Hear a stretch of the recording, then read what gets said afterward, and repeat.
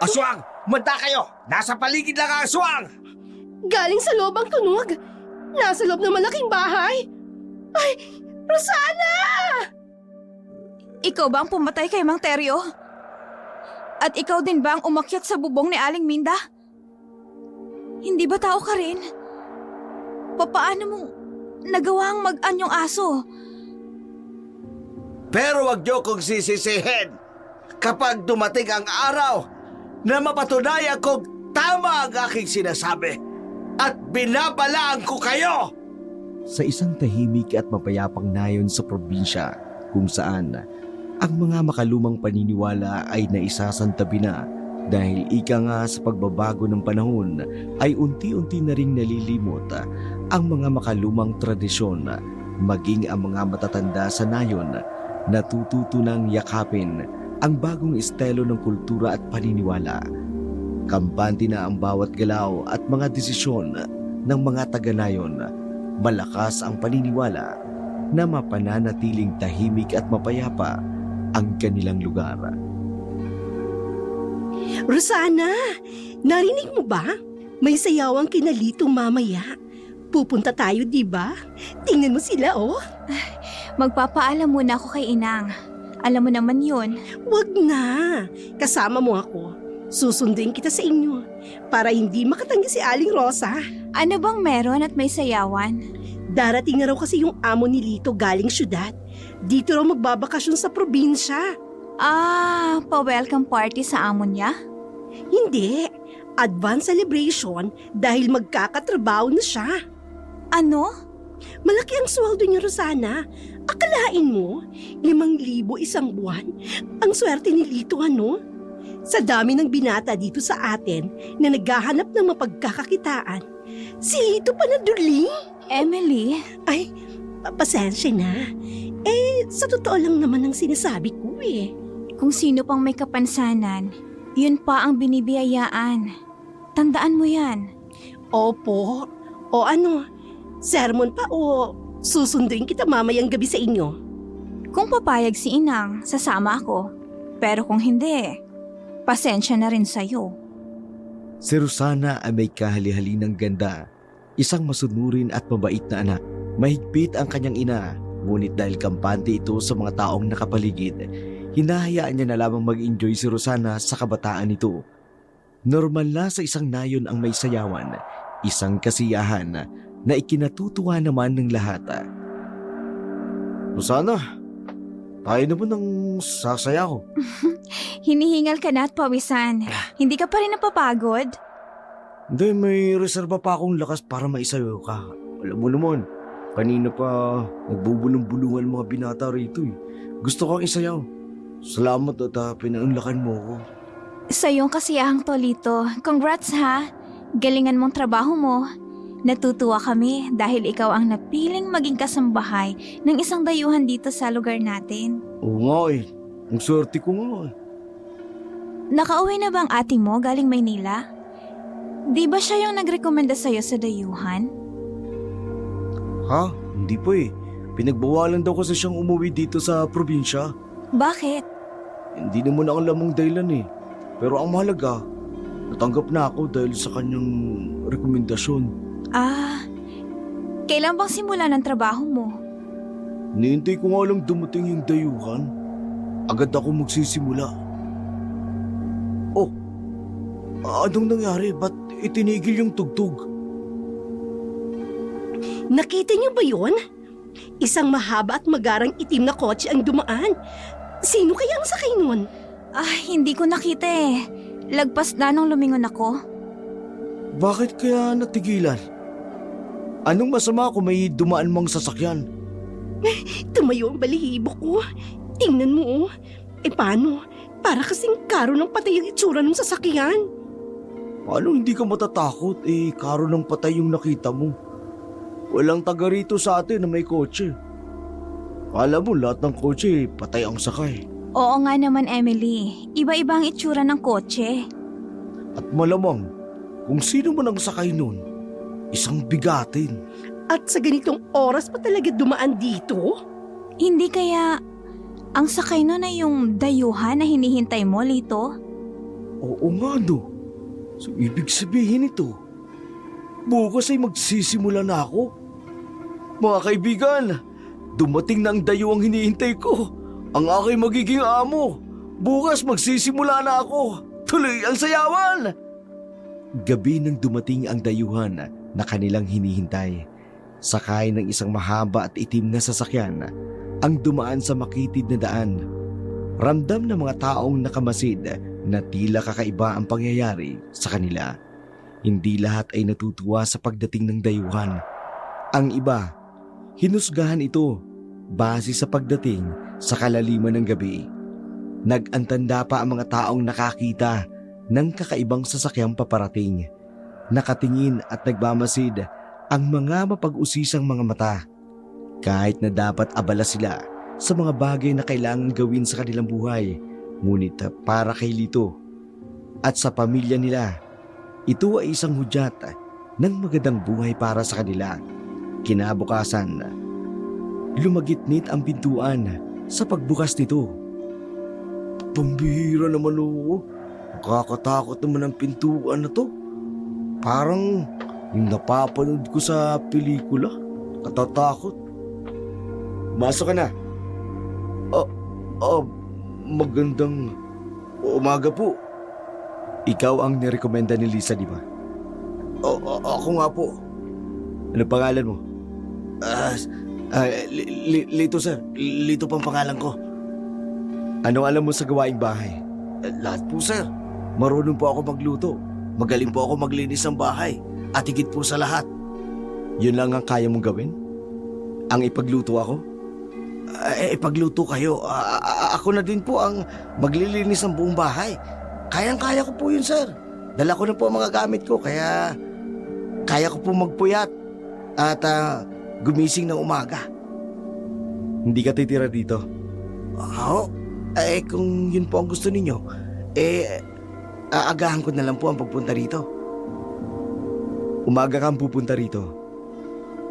Magluluto ka ng isahan lang.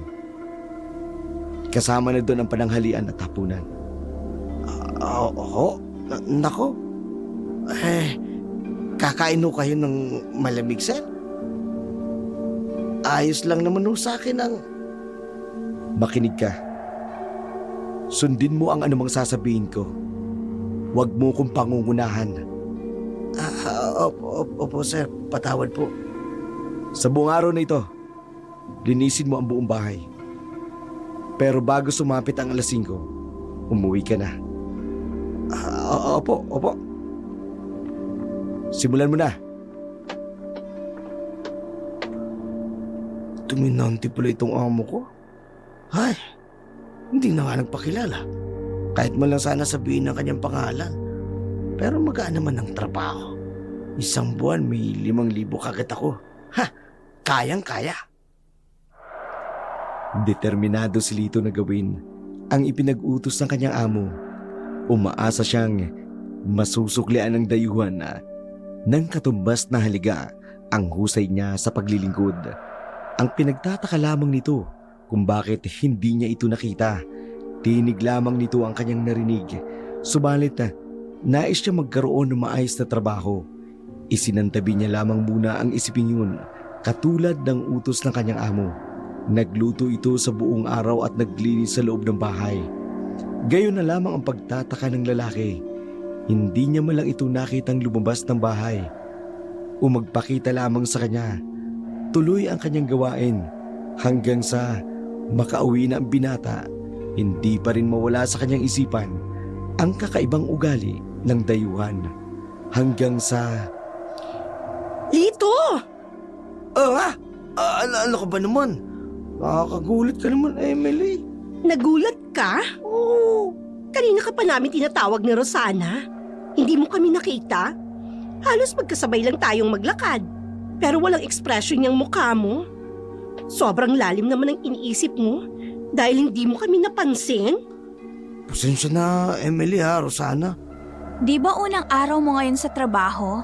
Pagod na pagod ka siguro, no, Lito?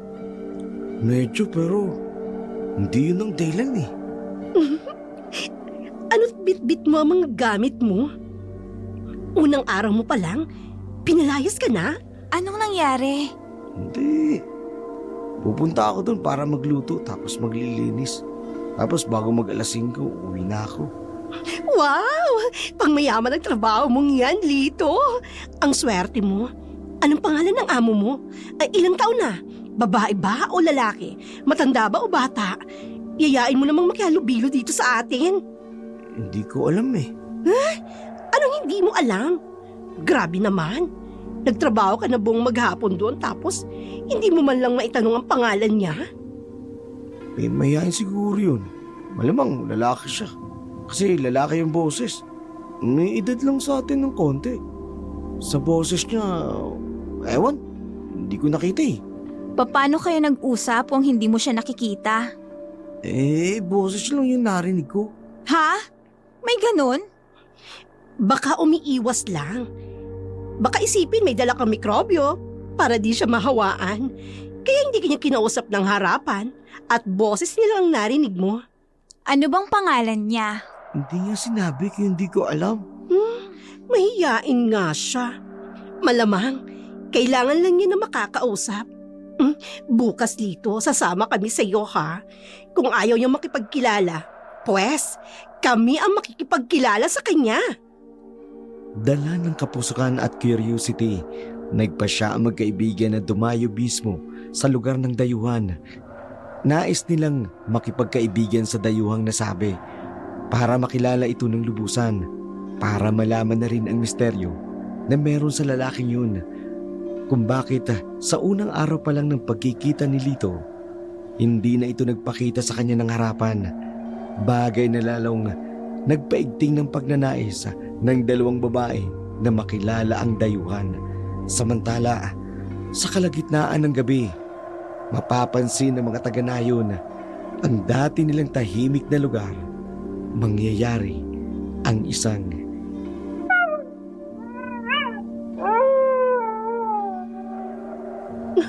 Panginoon ko, Ano po yun, Inang? Nakakatakot naman ang alulong ng asong yun. sa buong buhay ko, ngayon ko lang narinig ang pag-alulong ng mga aso dito sa lugar natin. Oo nga po eh. Pero, ano po bang ibig sabihin ng alulong na yun, Inang? Kwento ng mga matatanda noon dito sa atin. Kapag may umalulong daw na aso, kung di may inaaswag na may sakit, buntis na inaaswang. Ay, Panginoon ko, wala na ba sana? Wala naman po talaga, Inang. Bakit po kayo namumutla? Ang mabuti pa ho ay... Oy, Rosada! Ay, saan ka pupunta? Huwag mo akong iwan dito! Hindi naman ho kalayuan yung aso dito sa atin, Inay. Sasawayin ko lang po. Hindi. Malalim na ang gabi. Oo nga po eh.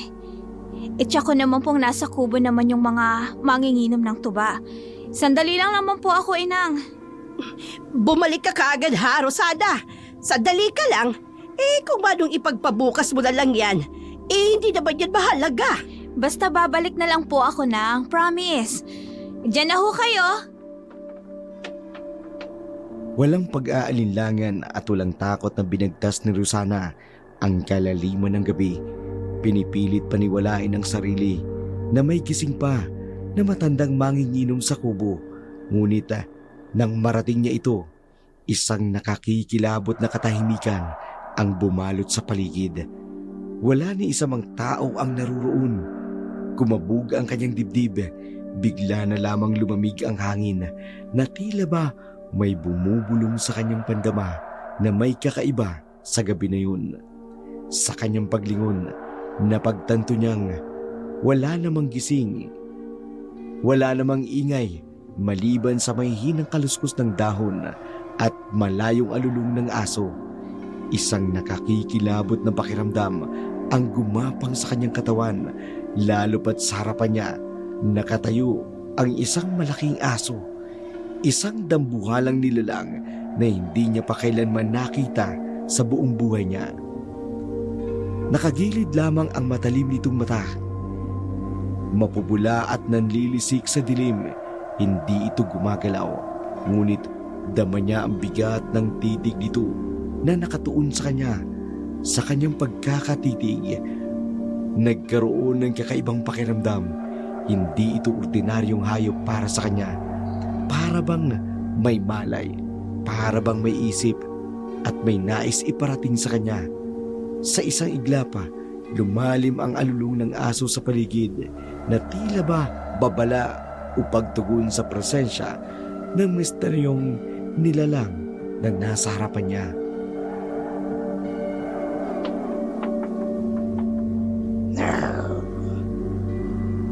Shoo! Shoo! Shoo! Ay, ang laki mong aso ah. Ngayon lang kita nakita dito. Sino may-ari sa'yo? Huwag mo akong kakagatin ha. Ako si Rosana. Kung sino man ang nagmamay-ari sa'yo, kilala niya ako. Kasi iisang pamilya lang tayo dito, di ba?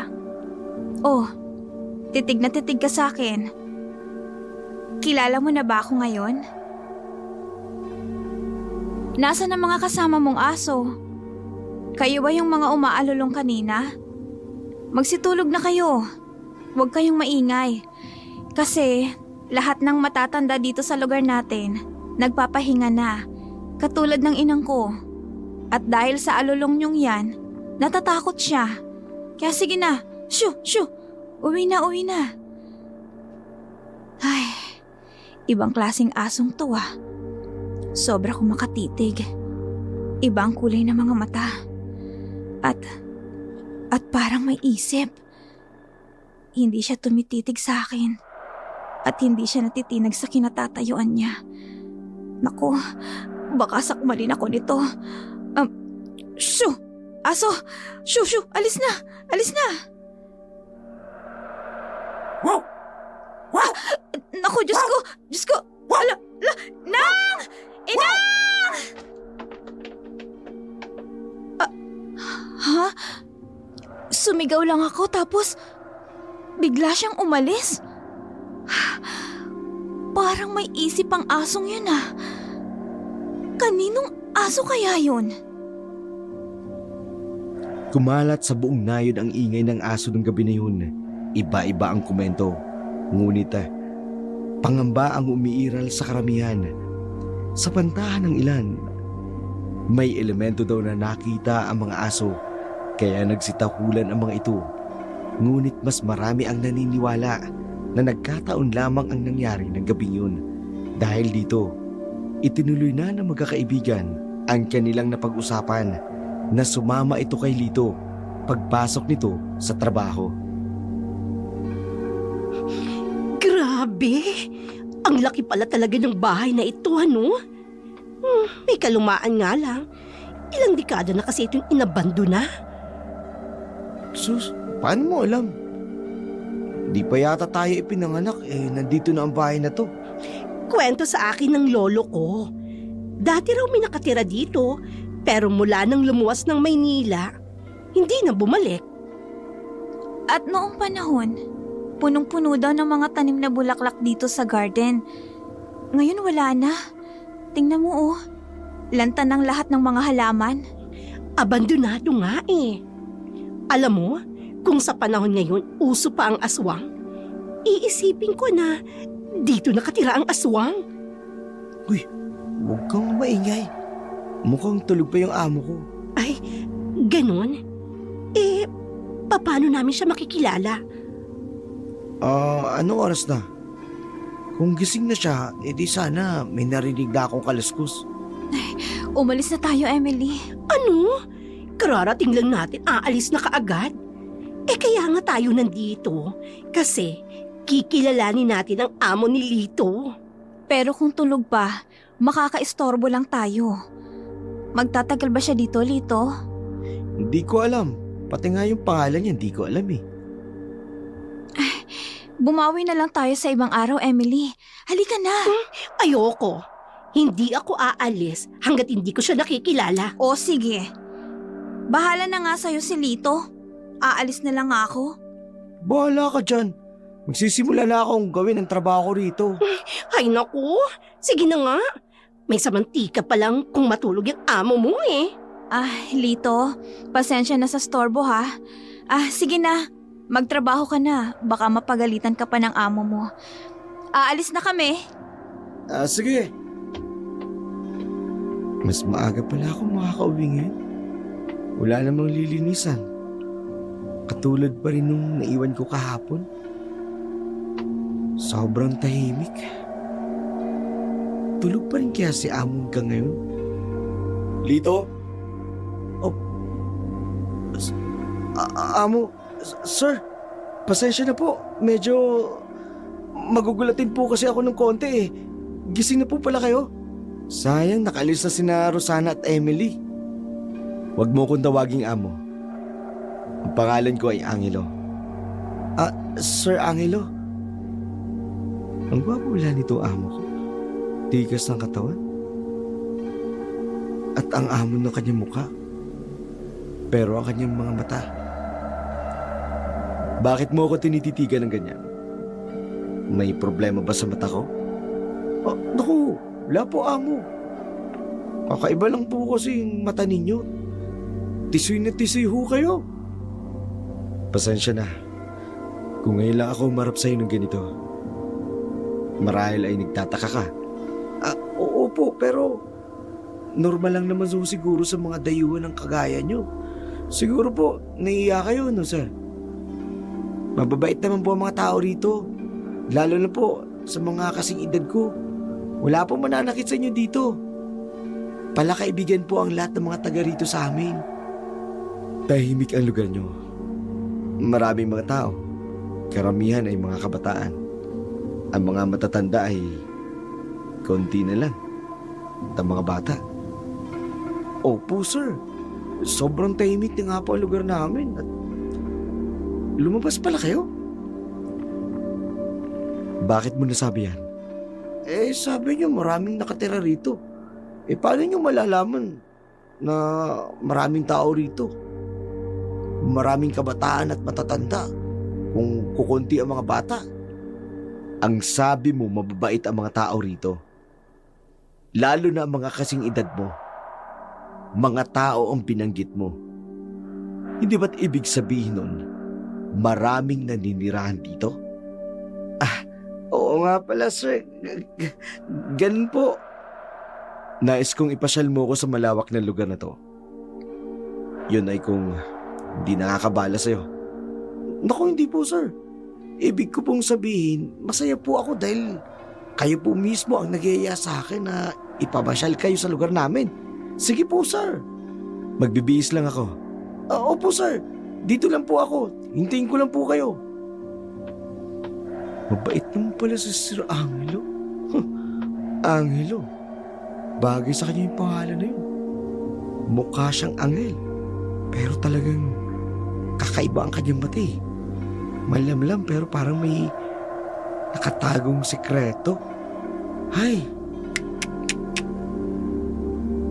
Namalas ni Angelo ang di matatawarang kagandahan ng paligid, ang malawak na kabundukan, ang luntiang kaparangan, at ang payapang nayon na tila malayo sa kaguluhan ng syudad. Ngunit hindi ang tanawin ang tunay na nagbibigay ng paghumaling sa kanya. Ang tunay niyang sadya, ang isang bagay na hindi malilimutan mula ng gabing yun. Ang babaeng muli niyang naalala ang tagpo. Ang saglit na pagtitigan nilang dalawa. Ang tila mahiwagang pag-uusap ng kanilang mga mata. Ang kanyang tinig, banayad na parang musika, na kahit katahimikan ng paligid, ay nananatiling umaalingaw-ngaw sa kanyang isipan. Ang kanyang kagandahan, mas matingkad pa sa liwanag ng buwan, at ang kanyang kaakit-akit na anyo, isang larawan na hindi mabura sa kanyang gunita. Hindi lang ang lugar ang nagbigay kay Angelo ng panibagong pag-asa, kundi ang babaeng hindi niya maipaliwanag ang dahilan, tila may hawak na isang bahagi ng kanyang puso. Isang pusong matagal niya nang inakalang hindi na muling magigising sa damdaming ito. Sinong kasama mo, Lito? Siya Siya ang babaeng nakita ko ng gabing yun. Rosana, halika! Papakilala ko sa'yo, amo ko! Siya ba? Si Sir Angelo. Sir Angelo, isa po sa mga kababata ko. Pinakamagandang babae dito sa probinsya namin. Si Rosana. Hello po. Ikinagagala ko po kayong makilala. Pasensya ka na, Rosana, ha? Sadyang mayayain lang ang amo ko. Rosana? Nagustuhan niyo po bang tanawin dito sa lugar namin? Oo. Nagugustuhan ko. Marami pa po kayong dapat makita, lalo na po yung pinakamataas na burol. Kung saan matatanaw ninyo ang buong syudad. Doon ko nga dadalhin si Sir Angelo pagkatapos namin dito eh. Nako, sigurado pong matutuwa kayo. Sige Lito mauna na ako. Di mo ba kami sasamahan puntaan ang burol na yun? Ha? Oo nga no. Siya nga naman, Rosana. Padigurado, wala ka namang gagawin sa oras na to. Samahan mo na kami ni Sir Angelo. Sige po. Sige ho, sasamahan ko ho kayo. Mabilis na nagkapalagayan ng loob sina Angelo at Rosana. Akala ni Rosana, ngayon pa lang niya nakilala ang binata. Ngunit para kay Angelo, ito ang matagal lang hinihintay na pagkakataon. Gusto niya muling makita at makilala ng lubusan ang dalagang minsan niyang nakasalubong. Bawat saglit na magkasama sila, lalong lumalalim ang kanilang ugnayan. Hindi man nila lubos maipaliwanag, may kung anong puwersang nagtulak sa kanila upang magpatuloy sa kanilang kwento. Isang kwentong tila magsisimula pa lamang. Ano? Nakilala mo na ang amo ni Lito? Saan? Kailan? Kahapon. Saan ka ba kasi nagpupunta? Ay, bumaba kami ni nanay. Namili ng gulay. Ay, nakakainis naman, Rosana. Uy, ano? Mabait ba? Anong itsura niya? Mabait, tsaka may pangalan na siya. Angelo. Angelo ang pangalan niya, Emily. At oo, ang bait niya. Ang amo pa ng kanyang mukha. Parang isang anghel. Hoy, gising! Sus, wala ka pa sa alapaap, no? Makapagising bumagsak ka, lagapak ka sa lupa. Totoo nga, para siyang isang anghel. Ayaw mong maniwala? Maniniwala kapag nakaharap niya na si Sir Angelo. Malaanghel? Kung ganun, gwapo siya. Ay, dapat makilala ko siya. Nauna niya nang nakilala si Rosana. Ang lagkit nga kung makatitig eh. Alo, hindi no? Ooh. Hindi nga, naku naman ito oh. Sadyang ano lang, kapag tumitig siya sa mga mata mo, talagang diretso, talagang basta yun na. Hoy, sa'yo lang no. Hindi naman siya tumititig sa akin kapag kinakausap ko. Ang dumi ng isip mo, Lito, ha? Sinasabi mong may gusto kay Rosana ang amo mo? Unang pagkakakilala nila yon, no? Baka sa akin siya magkagusto kapag nakilala niya ako. Pag ikaw bumagsak sa lupa, lalong pipisak yung ilong mo. Ay grabe, sobra ka naman Lito kay Emily. Pagtawanin niyo ako, ha? Basta, magkakagusto siya sa akin. Darating ang araw, sa malaking bahay na yun ako titira. Ako ang magiging reyna ng malaking bahay na yun. Sabagay, libre lang mangarap. Ikaw talaga Lito. Oy, bakit naman hindi? Bakit? Nakakalimutan mo ba? Huwag mong ginaganyan-ganyan si Emily Kung nun nga nagkagusto ka dati sa kanya, di ba? Yung pa kayang dayuhan na yun? Tama. At kapag nangyari yun, huyo ka sa akin, Lito. Huyo ka sa akin. Hindi maamin ni Rosana sa kanyang mga kaibigan ang tunay niyang nararamdaman kay Angelo. Sa kabila ng lahat, may kung anong mapang-akit sa binata na hindi niya kayang ipaliwanag. Labis siyang humahanga rito sa tikas ng kanyang tindig, sa lalim ng kanyang mga mata at sa misteryosong aurang bumabalot sa kanya. Ngunit kasabay ng paghanga ang hindi maalis-alis na pag-aalinlangan. Sino ba talaga si Angelo? Bakit tila may mga bagay na hindi ito maamin? At bang lihim ang bumabalot sa pagkatao ng lalaki? Sa bawat saglit ng pag-iisa, lalong tahimik ang gabi. Hindi mawala sa kanyang isipan ang binata hanggang sa kanyang pagtulog. Ang kanyang panaginip, puno ng kanyang mga larawan. Ang mga titig nitong tila gustong may iparating. Ang tinig nitong umaalingaw-ngaw sa kanyang pandinig. Ang kanyang puso, isang hindi maitatagong kaba pagkat hindi niya alam ang nararamdaman niya'y pag-ibig o isang babala. May dinaramdam ka ba, Rosana? Ho?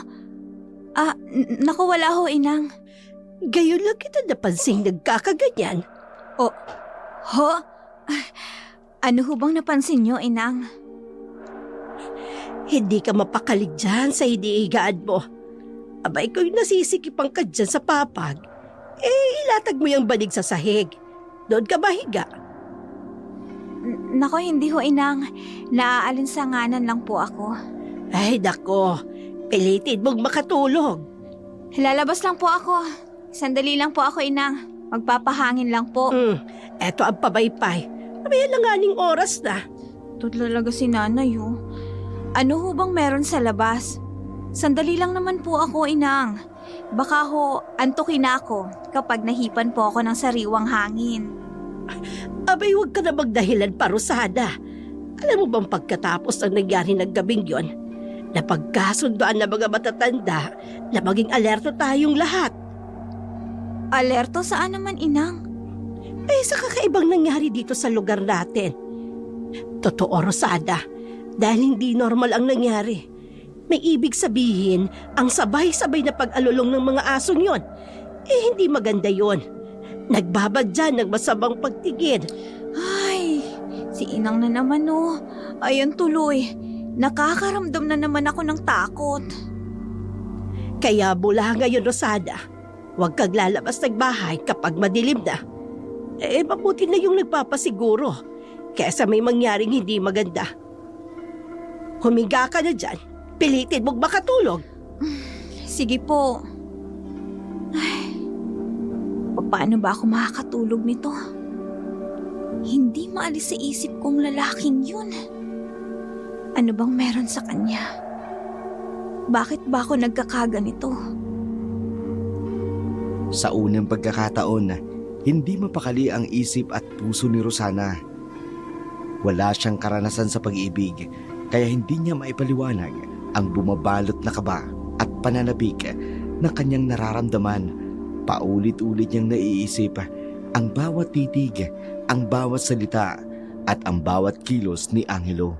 Kung bakit tila hindi siya makalaya sa presensya nito kahit wala naman ito sa kanyang tabi. Dahil magulo ang isip, hindi na siya nakatulog. Pabalik-balik lang siya at napapabuntong hininga. Pilit na kinakalma ang pusong walang patid ang pagdadalawang isip.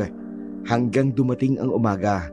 Sa kanyang pagising, dama niya ang bigat ng kanyang ulo. Tila ba bumabawi ang katawan niya sa puyat at pagod na kanyang pag-iisip. Ngunit bago niya muling maisipan ang lahat, isang nakabibinging sigaw ang pumunit ng katahimikan ng umaga. Malakas at puno ng takot, may bahid ng galit. Isang sigaw ang nagpagulantang sa buong nayon. Sa isang iglap, nawala ang kanyang iniisip tungkol kay Angelo. Napalitan ng kaba dahil alam niyang may isang hindi pangkaraniwang pangyayari ang naganap. Maniwala kayo. May nakapasok na aswang dito sa atin. Humanda kayong lahat. Iisa-isay tayong lahat. Papatayin niya ang mga musmos. At ang mga matatandang may karamdaman ay uubusin niya tayong lahat. Anong kalokohan ang pinagsasabi mo? Tinatakot mo ang mga bata. Walang aswang. Kita-kita ng aking dalawang mga mata. Kilala niyo ko. Hindi ako nagsisinungaling na tao. Hindi talaga. Hindi ako mapag-imbento ng kwento. Maniwala kayo sa akin. O sige ga, kung totoo nakakita ka ng aswang, ay ano ang kanyang itsura? Marami siyang anyo. Hindi ko alam kung ano ang kanyang totoong itsura. Ngunit nakita ko nung papalapit na siya. Nakita ko yung pagpapalit niya ng anyo. Totoo kaya yun? Diyos ko, may aswang pala dito. Ay, naku po, nakakatakot naman. Oo. Mang Teryo, isa po kayo sa nagpamulat sa aming isipan na hindi po totoo ang aswang. Lalo na po sa panahon ngayon. Alam ko, Rosana. At nagsisisi ako ngayon nang sinabi ko yon. Dahil totoo ang aswang. Paano mo mapapatunayan, ha, Teryo? Nakarinig ako ng kalusko sa ilalim na bahay namin. May tunog kaming narinig mula sa isang baboy ramo. Buong ingat akong dumaan sa likuran. Bit-bit ang aking flashlight. Kitang-kita ko. Isang baboy ramo na naging isang napakalaking aso na mula ang mga mata. Isang aswang ang nakita ko. Hindi ako maaari magkamali. Ay, totoo kaya yun? Ay, may nakita si Teryong aswang. Ay, isma ko po. Paginoon. Sino? Sino sa palagay nyo? Tahimik tayong namumuhay sa lugar na ito. Tapos, may isang dayuhang dumating. Oh, Teryo, epekto yan ng gabi-gabi mo pag-inom ng tuba. Ayaw niyong maniwala sa akin. Hindi kaya... Ewan, hindi ba kayo nagtataka? Mula lang dumating ang dayuhang yan dito. Isang gabi, nagsialulungan ang mga aso. Nakita niyo bang nakihalubilo siya sa mga taga rito? Hindi ba hindi? Nabibintang ka ng walang pruweba, Teryo. Isang baboy ramo ang nakita mo na nag-agyong malaking aso. Eh marahil nga ay tama ka. Ngunit nakita mo ba ang dayuhan na yon na nagkatawang baboy ramo? O kaya isang napakalaking aso? Ha? Ay, kaugalian na natin na sino man ang mapadpad sa lugar na ito. Igagalang natin ang hinahanap nilang katahimikan upang igalang din nilang lugar na ito.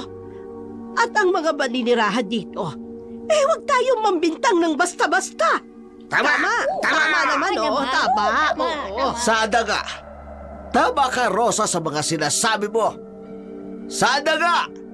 Nagkakamali lang ako ng aking iniisip. Pero wag niyo kong sisisihin kapag dumating ang araw na mapatunayan kong tama ang aking sinasabi at binabalaan ko kayo. Kumalat sa buong nayon ang sinabi ni Teryo. Simula noon, naging maingat na ang lahat.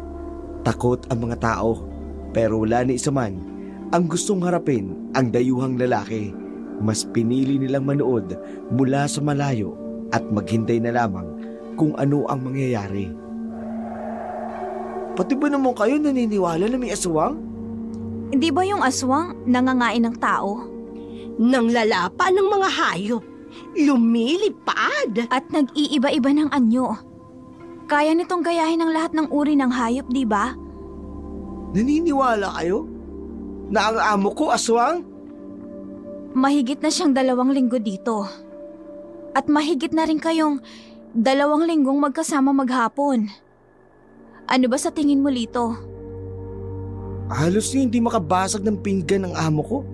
Tapos, pagbibintangan ni Mang Teryo na aswang? Ipakilala niyo kasi sa akin. Ako ang magsasabi kung aswang siya o hindi. Eh di mas mabuti pa, Emily. Sumama ka na lang kay Lito para makilala mo yung amo niya. Bakit ako lang?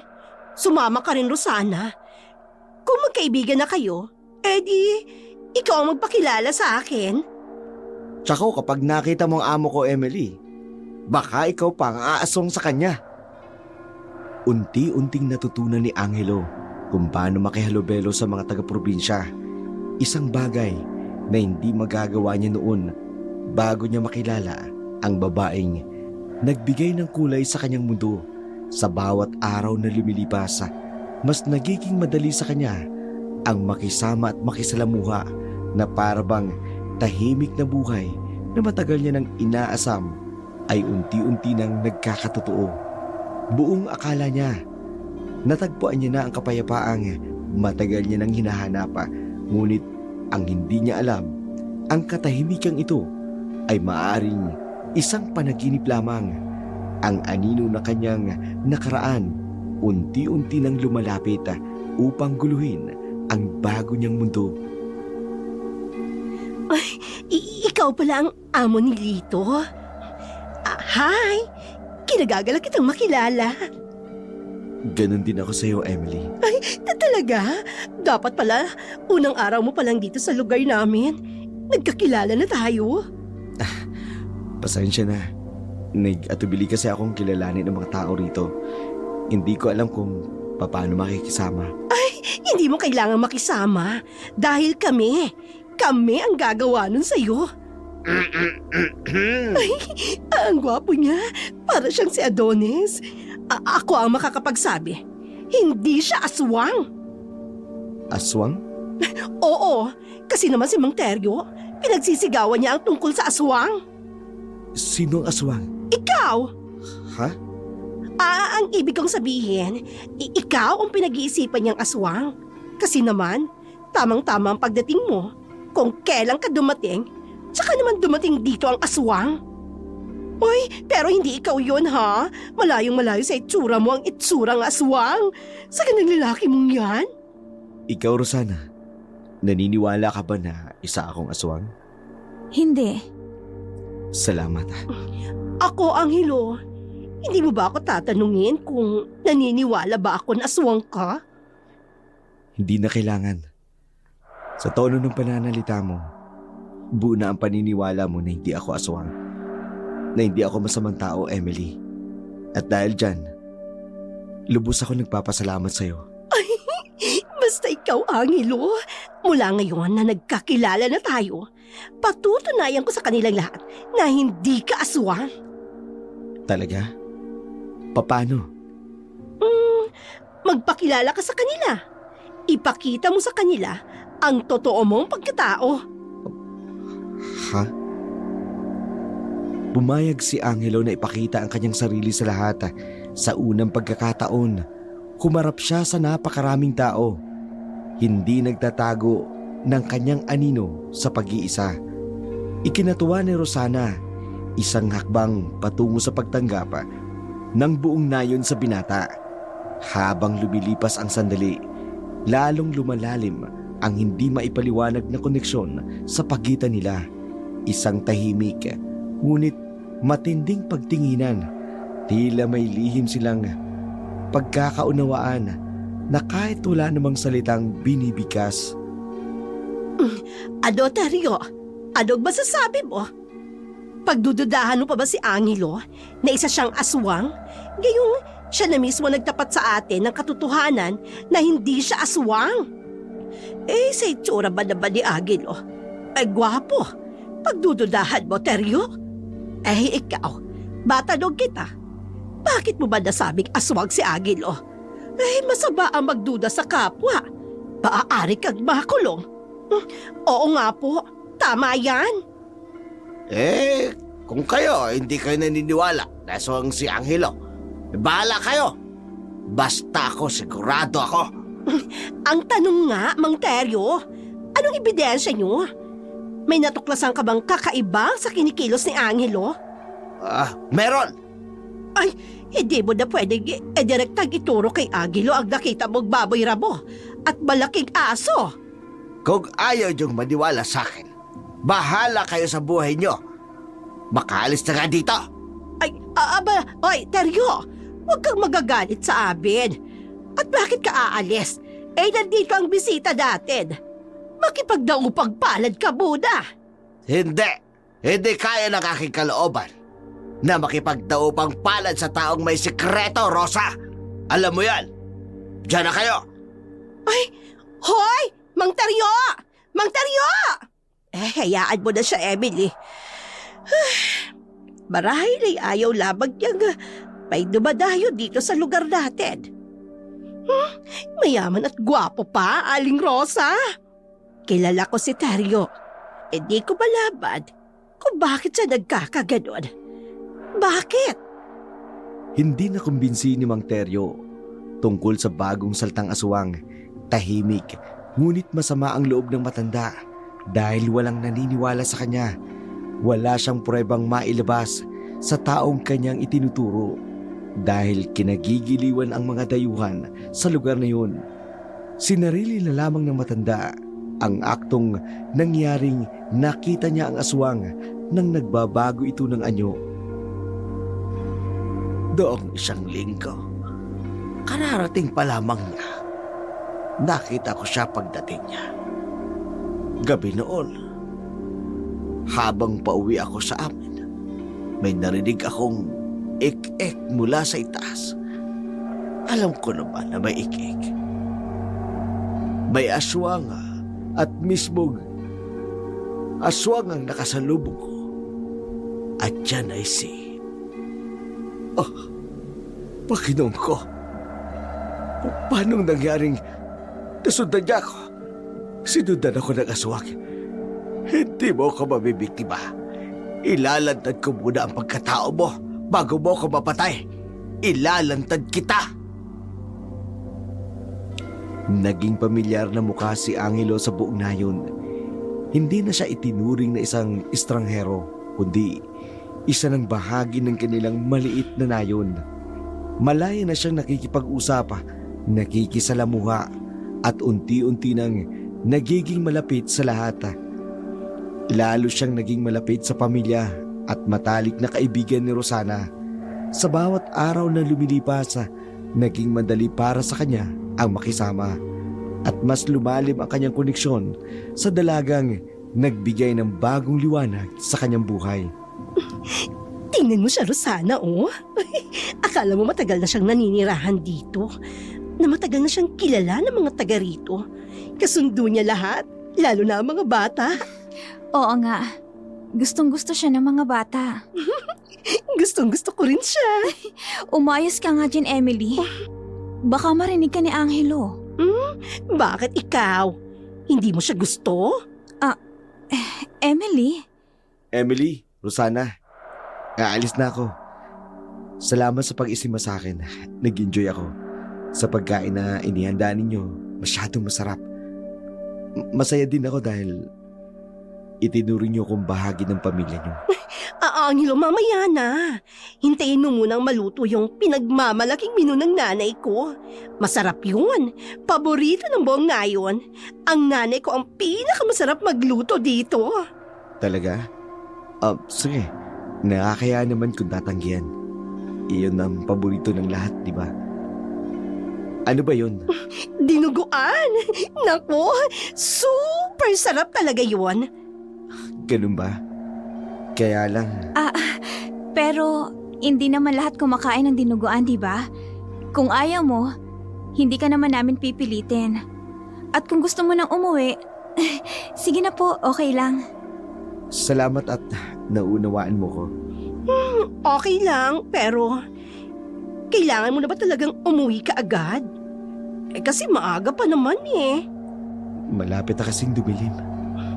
Umaga pa nga lang sa amin ang ganitong oras eh. Lalo na kapag kabilugan ng buwan. Magdamag na nag-uusap ang mga tao dito. Naglalaro ang mga bata. Magdamag? Hindi kayo natatakot? Wala namang dapat katakutan dito sa lugar namin. Maliban na lang kung totoo ang sinasabi ni Mang Teryo na may nakapasok na aswang dito sa aming nayon. Natatakot ka sa aswang, Rosana? Sino naman ang hindi? Ano ba ang aswang? May aswang bang hindi nangangain ng tao? Depende. Ha? Ano yun, Angelo? Wala, Rosana. Malapit ng dumilim. Aalis na ako. Salamat muli sa inyo. Angelo! Hoy! Kapag gusto mo ulit mamasyal ha, sabihan mo lang kami. Sasama kami ni Rosana. Pilit na namuhay ng normal si Angelo sa piling ng lihim ng hinahangaang nilalang. Iniwan ang yaman at kapangyarihan sa syudad upang yakapin ang tahimik na buhay sa probinsya. Hiling ng binata na makamit niya iyon Walang puwang sa kanya ang panghuhusga ng ibang tao dahil ito ang magpapagising sa kanyang lihim na itinatago.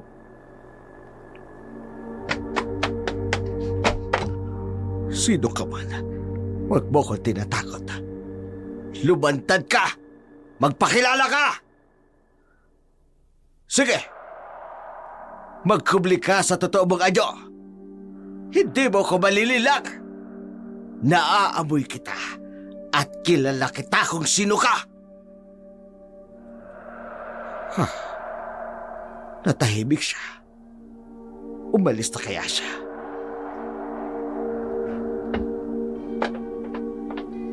Aba, nandito pa siya. Naririnig ko ang yabag ng kanyang mga paa. Bumalik na siya sa tunay niyang anyo.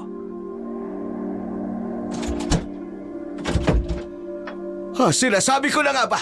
Hindi ako nagkakamali. Hindi ako natatakot sa'yo. Lumapit ka. Hindi kita paliligtasin ng matalim kong itak. Lumapit ka! Ah!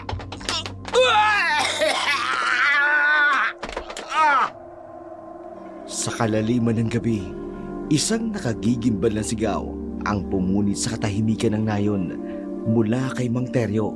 Malakas, puno ng takot at paghihirap. Ang dating naibsan ng pangamba ng mga tao muling bumalik. Ngayon ay mas matindi, mas nakayayanig. Napalitan ng sindak ang kanilang pag-aalinlangan at isang tanong lamang ang nananatili sa kanilang isipan. Ano ang nangyari kay Mang Teryo? Totoo nga ang sinabi ni Teryo. May napadpad nga aswang dito sa lugar natin. Tingnan yung nangyari sa kanya. Dila pa siya ng malaking aso. May katabi siyang matalib na itak. Hindi kaya isang naliligaw na aso lamang kung pumatay sa kanya at hindi aswang. Walang malaking aso na lumalapan ng tao dito sa lugar natin, Rosa. Pero ebidensya yan sa nangyari kay Teryo. May nakita po akong isang malaking aso nung gabing pong yun. Rosana? Nay, yun po ba ang aswang? Ang aswang ay nagpapalit ng anyo. Kung ito ay yung nakita, Rosana, bakit hindi mo sinabi sa amin? Balaan ang lahat ng mga tao dito. Patawarin niyo po ako. Pero ang nakaharap ko pong malaking aso ay nawala din po sa isip ko eh. Bigla na lang po itong nawala at hindi ko na po nakita kung saan po nagmumula nung gabing yun. Titigan yung mabuti ang nangyari sa katawan ni Teryo. Kung ito ay simpleng paglapan ng aso, nasa ng kanyang bituka? Wakwak ang kanyang tiyan at kinain pati ang kanyang dalawang mata. Hindi ito gawain ng isang simpleng aso lamang. Ang aso ay nangangagat at hindi kumakain ng lamang loob. Aswang ang naganyong aso. Iyon ang kumakain ng tao. At totoo, may aswang sa lugar natin. Ay, totoo, may aswang nga. Diyos ko, may aswang dito. Naku, may aswang talaga pala dito sa atin ngayon. Maging mapagmatyag, mag-ingat, at mula sa araw na to, wala ng kabataan lalo sa madilim na gabi. Mga matatanda nang gagala sa pagsapit ng dilim. Ang dating payapang lugar na to ay nabalutan na ng dugo ni Teryo. Magronda ang mga kalalakihan, gumawa ng armas, kilalanin ang aswang, palayasin sa lugar na ito. Nagtulungan ang mga kalalakihan sa paggawa ng salit-saling pagroronda. Walang sino man ang nag-atubili, lahat ay alerto, nagmamatsyag at handang ipagtanggol ang kanilang nayon. Sa bawat sulok ng anino, hinahanap nila ang sinasabing pumatay kay Teryo. Nangingibabo ang takot, ngunit dahil mas matindi ang kanilang pagnanais na mapanatili ang kaligtasan ng kanilang lugar. Lola Bunang, may pinadala po para sa inyo at sa mga nagro-ronda ang amo ko. Abay, ang dami niyang bet-bet mo ah. Ano bang mga yan? Mga pagkain po, tsaka mga flashlight. Para daw po madagdagan ang liwanag habang naglilibot ang mga nagro-ronda. Malaki ang tulong nito sa atin. Nasaan bang yung amo mo? Lumos po saglit sa kabiasnan. Mamimili daw po. Talaga? Abay, mabuti pala ang kalooban ng amo mo, Lito. Kulang na nga lang po eh. Sumama din siya sa pagro-ronda. Abay, hindi na. Baka siya'y mapahamak pa. Bigyan mo siya ng babala na wag nang gumala pagsapit ng dilim. Sinabi ko na po yan sa kanya, Lola Bunang. Mga kasama, maraming asukal at kape dito. May mga biskwit pa. May flashlight pa. Ako, salamat naman. Ay, malaking tulong ito sa atin. Nakakapagod din mag-ronda eh. Ay, di tayo magugutom. May kailangan daw po kayo, magsabi lang po kayo sa akin. Nakahanda pong tumulong si Sir Angelo. Bukas palad si Angelo sa pagtulong. Kusa itong nagbigay upang iparating sa mga tao ang kanyang suporta. Ito ang bagay na gusto niyang gawin, ang mamuhay ng normal hanggang dumating ang isang araw na siyang magbabago ng kwento ni Angelo, kakaiba sa kwento ng kanyang nakaraan. Sana, sabi ko na nga ba may tao? May narinig akong kaluskos. Ikaw pala? Sinong kasama mo? Nasaan si Emily? Hindi ko na sinama. Kasama kasi siya ng nanay niya. Naglalako ng mga gulayin. Hindi ko na niyaya. Anong ginagawa niyo dito? Naku, Rosana, alam mo delikado ang lugar natin. Maaga pa naman, Lito. At saka, hindi ako magpapaabot ng dilim. Kaya huwag kang mag-alala. May sadya ka, no? Hindi ka pupunta rito kung wala. Gusto ko lang magpasalamat ng formal kay Sir Angelo. Talaga? Ikaw lang may lakas ng loob na kausapin siya. Ang dami ng tinulungan niya. Wala man lang nakaisip na pumunta dito sa amo ko para personal na pasalamatan siya. Alam mo ba, Lito, kung bakit? Karamihan sa mga kanayo natin, nagdududa din sa totoong katauhan ni Sir Angelo. Siya ang tinutukoy na dayuhan dito. May iba pa ba? Sandali lang ha. Titingnan ko lang kung gising na si Sir Angelo. Pero kung tulog pa, huwag mo nang gisingin. Babalik na lang ako sa ibang araw. Si Rosana bang kausap mo? Sir, gising na pala kayo, Sir Angelo. Sir, si Rosana nga po. Kayo po ang sadya. Papasukin mo. At ikaw, Lito, sige na, umuwi ka na. Rosana, pauwi na ako. Ano, iintayin pa ba kita? Huwag na, Lito. Baka marami ka pang gagawin sa inyo. Mauna ka nang umuwi. Uuwi din ako kagad. Sinabi mo yun ha. Sige, pasok ka na daw. Nang makauwi ka kaagad.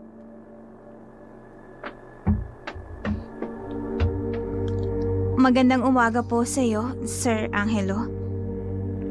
Pwede bang alisin mo na ang sir sa pangalan ko? Angelo na lang. Pasensya na. Angelo,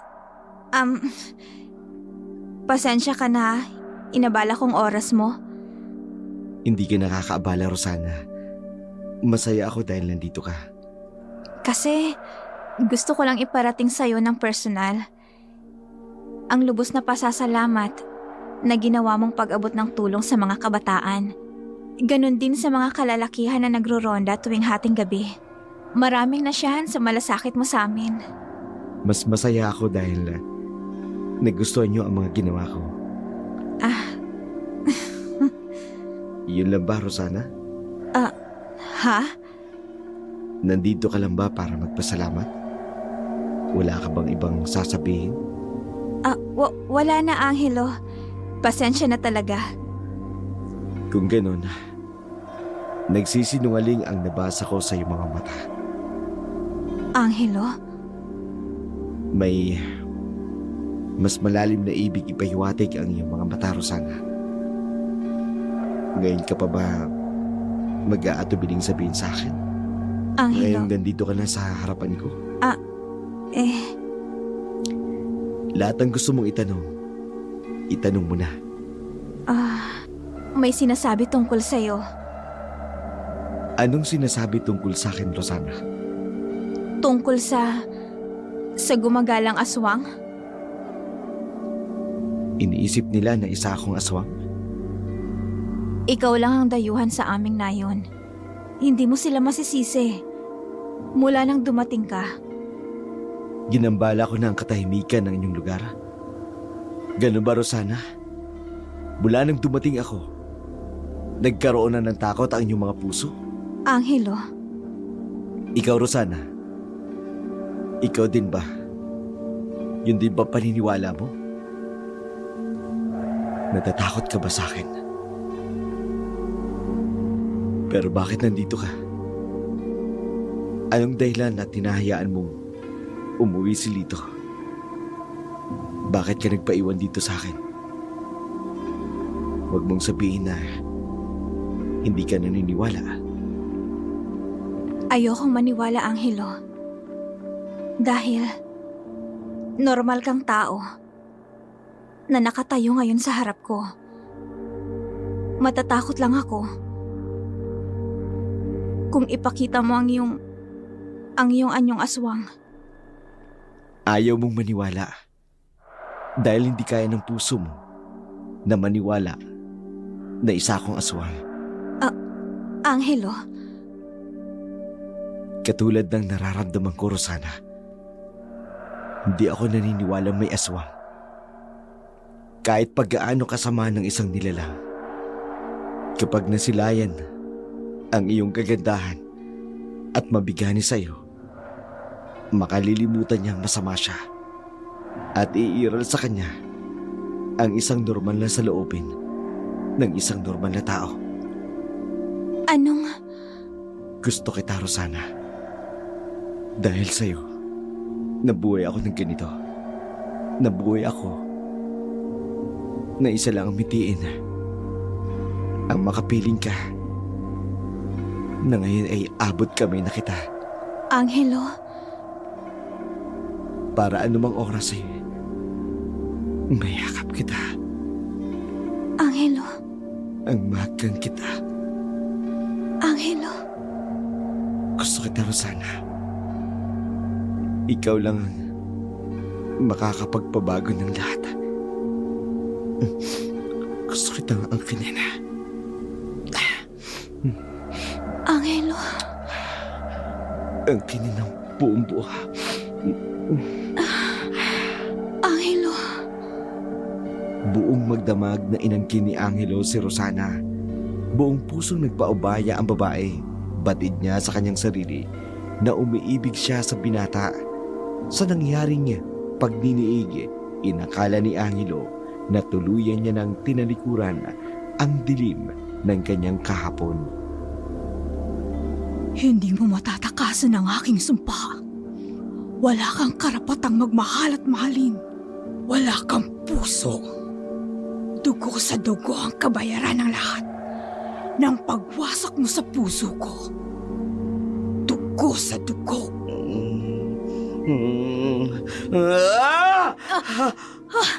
Angelo! Angelo! Anong nangyari? Umuwi ka na, Rosana. Iwanan mo na ako. Angelo, anong nangyari sa'yo? Umalis ka na. Hindi mo ko ihahatid sa nangyari kagabi? Hindi dapat nangyari yun. Walang dapat ang mangyari sa atin. Angelo, Ligtas kang makakauwi sa inyo. Mataas na ang sikat ng araw. Umuwi ka na. Angelo, Umalis ka na. Labis na nasaktan si Rosana sa trato sa kanya ni Angelo. Ngunit puno ng pagmamahal ang kanyang puso. Naniniwala siyang may malalim na dahilan ang lahat. Ayaw ni Angelo na madamay si Rosana sa magulong mundo ng kanyang kahapon. Nakalimutan niya ang sumpa nang masilayan niya ang ganda ni Rosana. Naisip ni Angelo na kinakailangan niyang tuparin ang sumpa upang manatiling buhay kasama ang babaeng iniibig. Mga kasama, Pwede na tayo magpahinga. Katulad ng nangyari nung nagdaang gabi. Tahimik na ang paligid. Marahil totoong walang aswang. Yung nangyari kay Teryo ay sadyang asong ligaw lamang yon na dumaan dito sa atin. Siguro, tinigbas niya ang kanyang matalim na itak kaya sinugod at nilapa ito ng aso. Tama. Kaya umuwi na tayo. O sige, uwi na kami. Ano bang nangyari sa pagruronda natin? Ano yun? Si Minda yun. Yung sumisigaw. Tara, punta natin. Oo nga, tara, dali natin. Minda! Minda! Ay, may tao sa bubong ng bahay namin. Tingnan nyo, nalilisik. Ang pula-pula lang kanyang mga mata. Nakatitig sa bunso kung may sakit. Nasaan? Mga kasama, galugarin natin ang paligid. Hindi pa nakakalayo yun. Sa bubong! Sa bubong! Wala naman tao sa bubong. Hindi pa nakakalayo yun. Aswang nga yun. Tiyak na papunta yun dito. Ang sigaw ni Minda ay nakalipad yun papalayo. Hanapin natin. Kayong dalawa. Dito lang kayo. Baka nasa paligid lamang. Ihanda ninyo ang inyong mga sibat at itak. Huwag na huwag kayong magpapabaya. Huwag na huwag kayong patatalo. Kapag may nakita kayong kakaiba, sibatin nyo kaagad. Itakin nyo. Tayo na. Hanapin natin ang aswang. Habang lumalalim ang gabi, lalo pang naging masigasig ang kanilang pagruronda. Lahat ay alerto, maigpit na nagmamatsyag sa bawat kilos at ingay sa dilim. Ngunit sa kabila ng lahat ng kanilang pagsisikap, bigo pa rin silang mahuli ang sinasabing aswang. Hindi na nagpatinag ang ilan. Sa matinding takot at galit, naging agresibo ang ibang kalalakihan. Sa kawalan ng pag-asang mahuli ang nilalang, isang bagay lang ang kanilang napagtuunan ng hinala, ang dayuang si Angelo. At sa isang iglap, nagdesisyon silang sugurin ang kanyang bahay. Teka sandali, huwag kayong padalos-talos. Hanggat wala ni isa man sa atin ang nakakita sa elementong yon, wala tayong karapatang mambintang. Siya lang naman ang istanghero dito sa atin, di ba? O dapat nakikinig tayo sa mga sinabi ni Teryo. Noon pa man sana'y nabigyan na natin ng solusyon ang nagpapagulo sa ating lugar. Ano ba ang katibayang hahanapin natin? Hintayin pa ba nating mangyari ang katulad ng nangyari kay Teryo? Hindi ako papayag. Mga duwag, kung ayaw yung sumama sa akin, para palayasin ang aswang na yun, pues, mag-isa akong pupunta. Ako ang magpapalaya sa dayuan na yun. Naniniwala man o hindi, naunahan na ng takot ang lahat. Mas minabuti nilang mag-ingat at hintay na lamang na mahuli ang aswang kaysa ang sumugod sa hindi tiyak kung aswang nga ang taong itinuturo. Gayong tumulong pa ito sa mga mahihirap na mamamayan na yun. Hindi na nagpapigil pang isa. Mag-isa nga itong hinarap si Angelo. Lumabas ka dyan! Huwag kang magtatago sa malaking bahay na yan! Ilantad mo ang tunay mong pagkatao! Ano po bang pinagsasabi mo, Mang Bunong? Nakakaya itong ginagawa ninyo. Wala nang iba! Ang amo mo lito, siya ang aswang! Paano naman naging aswang si Sir Angelo? Ano bang ebidensya mo? Wala! Pero siya lang naman taga rito sa atin. Siya lang naman ang bago dito, di ba? Tama si Teryo. Mula nang dumating siya dito sa ating nayon, marami na siyang tinakot na tao. Nilapa niya si Teryo. Mang Bunong, Papasukin mo siya, Lito. Alam mo ba ang ginagawa mo? Oo. Bakit hindi? Huwag ka na magkunwari pa. Duwag ka para itago ang iyong mga aswang. Hindi ko kayo masisisi. Aminin mo na ikaw ang aswang. At napadpad ka lamang sa nayon na ito. Kayo nang bahalang dumiskobre. Tutulungan ko kayo para mapabilis ang paghuli sa sinasabi ninyong aswang. Pero mahina kayo. Hindi nyo nagawa. Ano? Tama kayo. May mga aswang sa lugar na to. At kung hindi nyo pa rin magawang huliin ang aswang, may mga susunod pang biktima. Nagkukunwari ka sa pananalita mo. Hinahamon mo kami na mahuli ang aswang. Yun ang gagawin namin. Papatay namin ang aswang. Naging mas pursigido ang mga taga-nayon na huli ng aswang sa kanilang lugar. Ang mga kababaihan at ang mga kabataan tumulong na din sa pagmamatsyag. Nagtataka ako, Rosana. Napapansin mo rin ba? Na maging ang mga kababaihan, matanda man o bata, ay naghahanap na rin para mahuli ang aswang? Hindi yun. Dapat lang talaga na tumulong na rin tayo. Pero hindi yun ang tinutukoy ko. Si Angelo. Anong tungkol sa kanya? Hindi na siya lumalabas ng malaking bahay. Umiiwas ba siya sa atin? Ay, Ewan akala ko. ko pa naman. Tuloy-tuloy na ang pakikihalubilo niya sa ating lahat dito. Gustong-gusto pa naman siya ng mga bata. Hindi ba siya naiinip? Nagkukulong siya sa malaking bahay na yun. Uy, Rosana! Hoy! Naririnig mo ba ako? Rosana! Ano ba yun? Ay, sus naman! Parang wala akong kausap. Wala ka man lang bang sasabihin? Wala kang reaksyon. Tulala ka dyan. Ano bang iniisip mo? Wala. Ano bang sasabihin ko? Kung ano yung napag-usapan nyo ni Angelo noong araw na pinuntahan mo siya sa malaking bahay. Anong... Sinabi sa akin ni Lito. Ano ka ba, Rosana? Ay, para kang naingkanto dyan. Naku po. Siguro, malungkot ka, no? Tama ka na nga dyan. At akala mo siguro, hindi ko nahalata.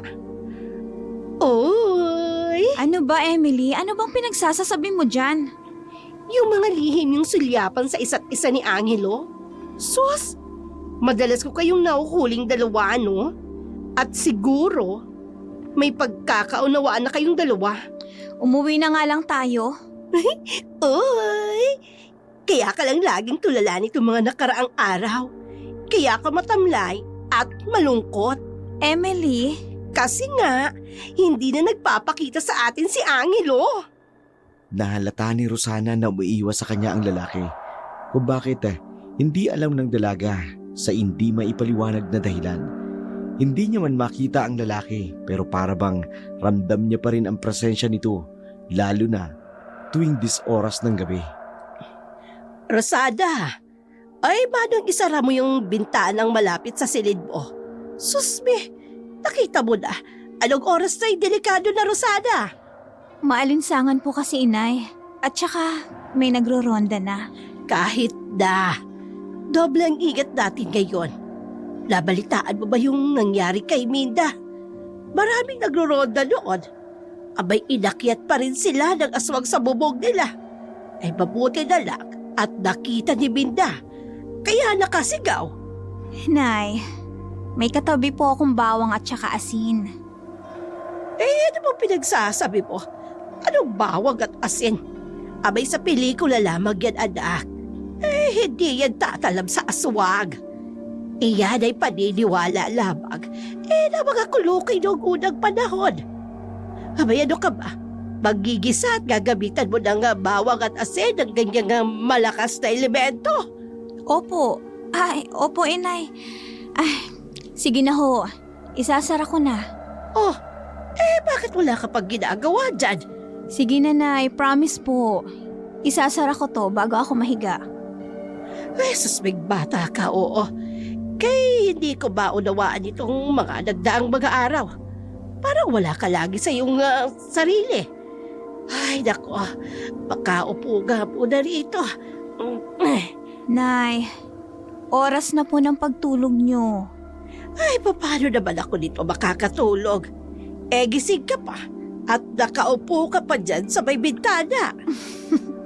Si nanay talaga, oo. Alam ko po, nay, na may aswang dito sa lugar natin. At hindi ko po pababayaan ang sarili ko, inay. Kaya sige na po. Matulog na kayo at ako na pong bahala dito. Rosada, Nay, wag nang matigas ang ulo. Masama po sa inyo ang magpuyat. Eh baka atakihin na naman kayo ng high blood nyo. Sige kayo. Siya, sige. Sada, kapag inatake ka ng aswang, ang yung sigaw ay kasing lakas ng sigaw ni Minda. Ha, Rosana? Si nanay talaga. Ay, hindi ko maunawaan ang sarili ko, inay. Kung bakit mas magaan ang pakiramdam ko kapag nararamdaman ko ang dampi ng hangin sa paligid kaysa sa magkulong dito sa bahay. Kumusta na kaya si Angelo? Iniisip rin kaya niya ako?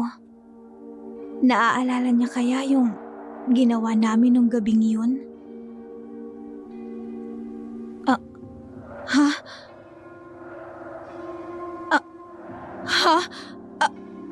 Aswang? Diyos ko, ang kanyang mga mata, pulang-pula, malamlam. Ikaw ba ang aswang? Sino ka? Saan ka nanggaling? Bakit ka napadpad dito sa lugar namin?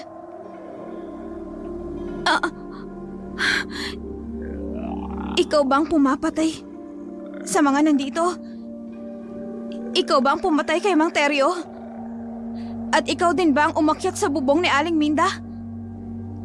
Hindi ba tao ka rin? Papaano mong nagawang mag-anyong aso? Bakit hindi ko kayang sumigaw?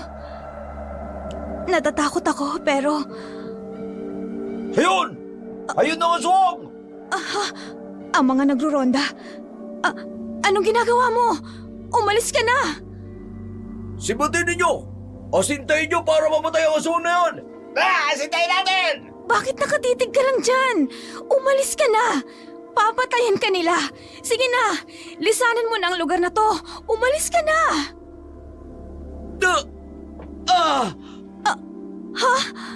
Tinamaan ko! Tinamaan ko ng si Batang Aswang! Sabay-sabay nating sibatin para tuluyan ang mabuksa ang aswang na yan! Tulo! Sibutin natin! Sibatin! Sibatin!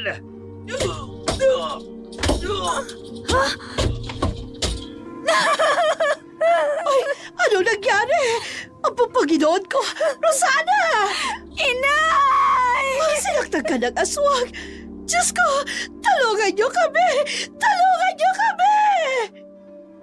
Sugatang nakalayo ang aswang, ngunit tag-iwan ito ng matinding takot sa buong nayon. Maraming dumamay sa muntik ng maging biktima at lalong tumindi ang kanilang pagnanais na mapuksa ang nilalang na gumagambala sa kanila na payapang buhay. Ngunit tanging si Rosana ang nakaalam ng isang lihim, ang lihim na muling paghaharap nila ng aswang. Sa saglit na pagtititigan nilang dalawa, may bagay siyang nabasa sa mga mata nito, isang bagay na hindi kayang ipaliwanag. At sa kabila ng mga tanong at pag-uusisa, nanatili siyang tikom ang bibig dahil sa kanyang puso, siya lamang ang may alam na dahilan. Isang dahilan na hindi niya pa handang ipagtapat kahit kanino man. Hindi ka pwedeng lumabas ng bahay. Huwag mo bubuksan ang mga bintana. Inay, Sabi ng mga nakakatanda, Rosana, kapag nakita ka ng aswang, natitigang ka sa mga mata, babalikan ka niya. Ikaw na ang susunod niyang target. naniniwala ka sa sabi-sabi, Emily? Ay, makinig ka, Rosana, at sumunod ka. Walang masama kung sumunod ka sa mga sabi-sabi. Kagabi, muntikan ka nagmalapa ng aswang na yun. Mabuti na lang nakita siya ng mga nagro-ronda. At nasibat ang aswang na yun. Kung nakinig ka lang sa akin, bakit kasi lagi mong hinahayaang bukas ang bintanang yan? Kahit na 10 oras ng gabi. Alam mo namang delikado sa lugar natin. Hanggat hindi nauhuli ang demonyong aswang na yun, ay huwag tayong maging kampante. Huwag tayong maging panatag. Eh di sana, binalikan niya si Aling Minda. Ano ay kabo? Kung talagang masama ang aswang na yun, inay, sabi niyo, kapag natitigan niya ang isang tao, babalikan niya. Eh bakit hindi niya binalikan si Aling Minda? Sus na batang ito. Nakuha mo pa hanggang maging piloso pa. Oo nga, ano? Basta, mula sa araw na ito, di ka nalalabas ng bahay hanggat hindi nahuhuli ang buwisit na aswang ngayon. At wag na wag mong bubuksan kahit alinman sa mga bintana dito sa bahay. Inay, Nawala ng kalayaan si Rosana. Hindi na siya pinayagang lumabas mag-isa. Laging binabantayan. Mahigpit na inaalagaan ng kanyang ina at ng mga kanayon. Batid niyang ginawa nila ito upang protektahan siya, upang tiyaking ligtas siya sa anumang panganib. Ngunit sa kabila ng kanilang pag-aalala, hindi niya mapigilan ang bugso ng damdamin sa kanyang puso. Isang matinding pagnanais na bumabalot sa kanya. Ang muling makita si Angelo. Hindi siya mapakali. Hindi siya matahimik. Kailangan niyang malaman ang totoo. Sino nga ba si Angelo? Ano ang lihim na bumabalot sa kanya? At bakit hindi niya kayang kalimutan ang kanilang huling pagkaharap? Sir Angelo! Sir Angelo! Anong kailangan mo? Sir. Pasensya na po sa istorbo. Nag-alala po kasi ako sa inyo eh. May nangyari po ba sa inyo? Bakit mo na itanong? May patak po kasi ng dugo rito sa sahig. Ano po bang nangyari sa inyo, sir? Masyadong madulas ang sahig. Tumama ang aking siko sa pinto. Kundi lang naman to. Huwag mo nang alalahanin. Ho? Kung tapos ka na sa trabaho mo, makakauwi ka na. Kung gusto mo na magpahinga. Ako kasi, gusto ko na magpahinga. Kararating ko lang sir eh. Magpapahinga lang ho ba kayo? Hindi ho kayo matutulog? Kahit gabi? Marami kang tanong. Pasensya na sir. Pagkatapos mong magluto at maglinis, umuwi ka na. Opo sir. Sige po sir Angelo. Pambihira naman ako. Ni minsan, di pa nga ako nakakapag-floor wax sa side. Paano kikintab at dudulas ito? Bakit nagpaparinig ang amo ko? Ibig sabihin, kailangan ko na talagang mag-floor wax ng sahig. Lito? Tarantado ilega! Sus naman sir, kinulat nyo naman ako sir. Ang bilis nyo naman. Nakatayo agad kayo sa likod ko. Anong balita sa labas? Sir, yung nangyari sa inyo, bakit may balot sa braso ninyo? Sagutin mo ang tanong ko. Nagkagulo ho. Pero mabuti at walang nangyaring masama kay Rosana. Naku sir, muntik-muntik ka nang malapan ng aswang si Rosana kagabi. Hindi mangyayari yun. Ho? Mabuting babae si Rosana. Yun po talaga sir. Mabuti po talaga siya. Pero mas mabuti na din po yung nangyari kagabi sir. Dahil nasibat yung aswang. Tinamaan. Sapul. Hindi pa nila tuluyang nahuli ang aswang. Dapat sana tinapos na nila. Wala na sanang problema. Sayang nga sir eh. Mabilis yung nakatakas yung aswang. Paano nga naman mahuhuli? Lumilipad yung aswang sir. Mula sa aso, naging sa paniki, tapos ang bilis lumipad. Kumusta si Rosana? Nakakulong sa bahay nila. Ayaw palabasin ng nanay niya. Sarado lahat ng bintana. Nakakulong si Rosana? Opo. Siyempre, mag-iisang anak yun ni Aling Rosa. Paano kung wala pa si Rosana? Iti wala na yung pinakamagandang dalaga sa nayo namin. Dito, may gusto ka ba sa kanya? Naku sir, walang di magkakagusto kay Rosana, no? Pero hindi po kami talo nun. May gusto ako sa kanya pero iba yung gusto ni Rosana. Hindi ko alam kung sino pero nakalimutan ko na ang nararamdaman ko sa kanya. Buot kasi sa kaibigan ko na, ikababata ko pa. Hindi natin alam kung anong itinadhana at kung ano ang hindi. Maraming bagay dito sa mundo na imposible pero nagiging posible. Wow! Ganda lang sinabi niya, Sarah! Pero isa lang ang tatandaan natin. Lahat ng bagay may katapusan. Sir? Palaisipan iyon kay Lito na binitiwang salita ni Angelo. Maging ang katiwala, hangang-hanga sa kabutihan ng kanyang amo at awa ang nararamdaman niya. Pero dahil mag-isang nabubuhay, malayo sa kabiasnan, wala ni isa man sa pamilya ang dumadalaw rito. Samantala, kahit mataas na ang sikat ng araw, ginagawa pa rin ng mga kalalakihan ang magronda. Naniniwala silang mahina ang aswang sa tama ng sibat na tinamo nito. Sundan niyo ang patak ng dugo. Matutunto natin ang pinagtataguan ng aswang na yon. Baka katakas na naman ang demonyo na yun. Bakit kayo huminto? Hanggang dito lang patak ng dugo. Marahil, mula dito nakaipon na siya ng lakas. Nagpalitan ng anyo para lumipad. Malas talaga, no? Matalino talaga ang aswang na yan. Hindi isang normal na aswang ang napadpad dito sa ating lugar. Tsaka masukal pa lugar na to.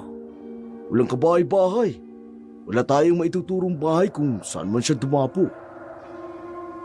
Pero wag tayong mawawalan ng pag-asa. Mahuhuli din natin ang aswang na yan. Naging tahimik ang sumunod na mga gabi. Walang narinig na pag-alulong ng aso. Walang kaluskos o senyales ng paglaglag ng lupa. Ang labis na katahimikan ay naghatid ng matinding kaba sa lahat dahil alam nilang sa pagbabalik ay mas malakas pa ang aswang at gagawin nito ang paghihiganti. Samantala, si Rosana ay hindi mapakali. Lalo pat nararamdaman nito ang kakaiba sa katawan. Ay, ano bang nakain mong bata ka? Kanina ka pa dyan nagsusok ah. Wala ho, inay. Kahapon pa nga ho ako walang ganang kumain eh. Abay, ano ka? Buntis? Ho? Abay, syempre hindi. Paano ka namang mabubuntis? Eh di wala ka namang kasintahan. Wala kang kasintahan. Hindi ba, Rosana? Wala po, inay. Dahil wala ka namang sinasabi sa akin. At alam kong hindi ka maglilihim sa akin, ha anak? Hindi ho, inay. Oh, siya, inumin mo itong halabang ugat. Tiisin mo lang ang lasa niyan para gumana ang pakiramdam mo. Baka nalamigan niyang sikmura mo. Oh, eto, inumin mo.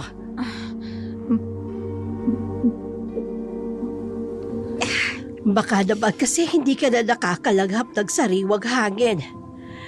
Ay, naiintindihan mo, Rosana, kung bakit kita hindi pinalalabas ng bahay. Naiintindihan ko po, inay. Mas nakakakaba ngayon. May nangyari ho ba? Natuntun ba nila ang kinaroroonan ng aswang? Hindi.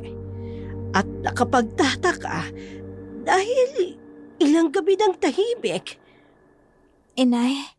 Ang sabi ng mga nagro-ronda, may panganib na darating dahil nag-iipon ang lakas ng aswang. Nay? Oh, bakit ganyan ang reaksyon mo? Lahat ho ba talaga ng aswang ay masama? Kumakain at pumapatay ng tao? Hindi lang ng tao, kundi mga hayop. Yun ang pagkakaalam ko. Bakit? May aswang bang mabait? Paano kung may aswang na hindi niya gusto na naging isa siyang aswang?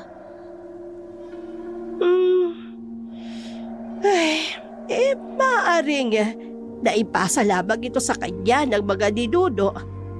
Maaari naman na namana. O maaaring dahil isang sumpa ng isang aswang. Nay, Ay, dako! Sus Maria, bata ito. Marami kang lamig sa sikmura. Ay, maglalaga pa ako ng mga halabang ugat at nangang gumaan niyang pakiramdam mo. Dahil sa hindi maipaliwanag na panghihina at matamlay na kalagayan ni Rosana, napilitan ang kanyang ina na hayaan na siyang lumabas ng bahay. Inisip nito na makabubuti para sa anak ang sariwang hangin at muling makahalubilo ang mga tao sa nayon. Ngunit sa likod ng pangyayaring yun, may ibang dahilan si Rosana. Alam niyang ito ang pagkakataon niya, pagkakataong matagal niya nang hinihintay. Nang makalayo na sa mata ng kanyang ina, agad niyang tinahak ang daan patungo sa kinaroroonan ni Angelo. Hindi siya nag-atubili. Kailangan niyang makita ito. Kailangan niyang marinig ang katotohanan mula mismo sa kanya. Angelo? Angelo? Rosana? Angelo! Angelo, salamat at ligtas ka. Salamat at buhay ka. Rosana, Alam ko, Angelo. Alam ko. alam mo? Nararamdaman ko. At alam ko rin na hindi ka masamang tao. At kahit ano pang sabihin nilang lahat, ramdam ko na kakaiba ka, Angelo. Hindi ka katulad ng sinasabi nila. Hindi mo alam ang sinasabi mo. Hindi ka na dapat nagpunta rito. Gusto kitang makita. Ipinagtabuyan na kita. Pero labag yun sa kalooban mo. Rosana, Hindi mo ko aangkinin ng gabing yun. Kung hindi mo ako mahal at nagpaubaya ako, dahil mahal kita. huwag mong sabihin yan. Mahal kita, Angelo. Mahal kita. Angelo? Hindi ka dapat madamay sa sumpa. Utang na loob, Rosana. Umalis ka na habang nakakapagtimpi pa ako. Naaalala mo ba?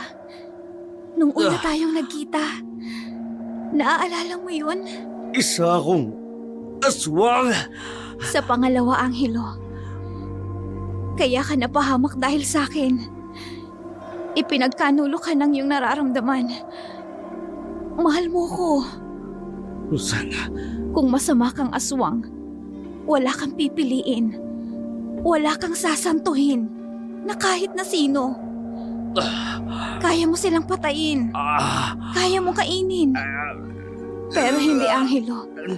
May puso ka at marunong kang magmahal. hindi. Wala akong puso. Hindi ako marunong magmahal. Angelo, Umalis ka na. Umalis ka na.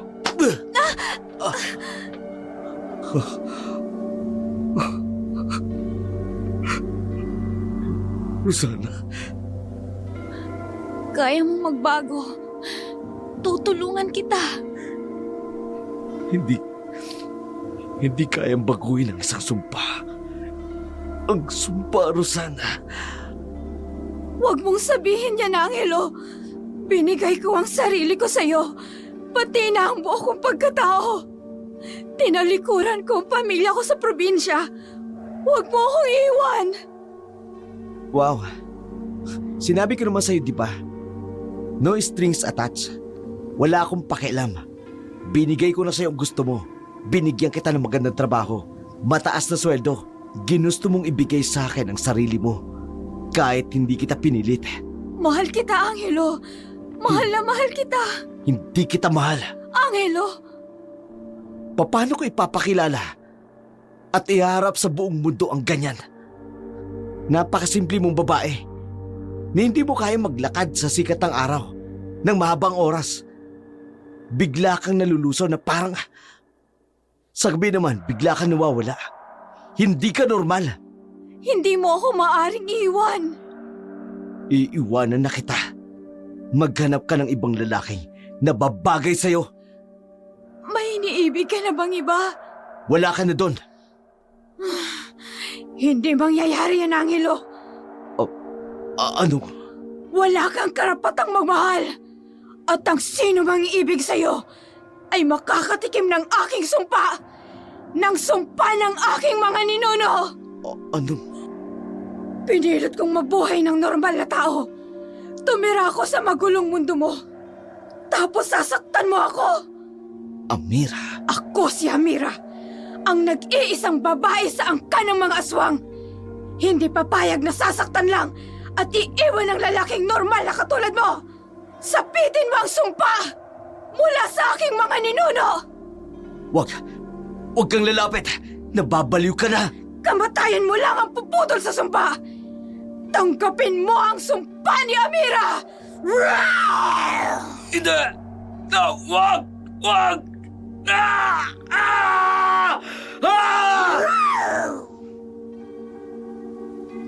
Magkaiba tayo ng mundo, Rosana. Nabubuhay ako sa sumpa. Kamatayan ang matatamo mo kung iiralin mo ang nararamdaman mo para sa akin. Angelo,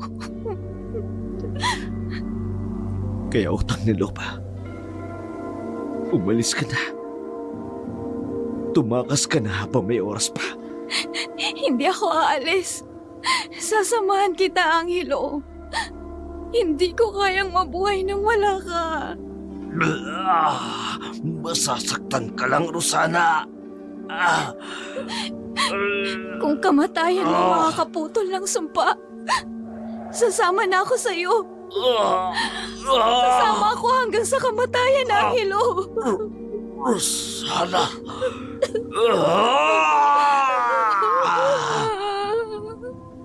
Kailangan natin magmandala mabuti. Baka nandun yung loswang. Sige, tunto kayo. Tunto kayo.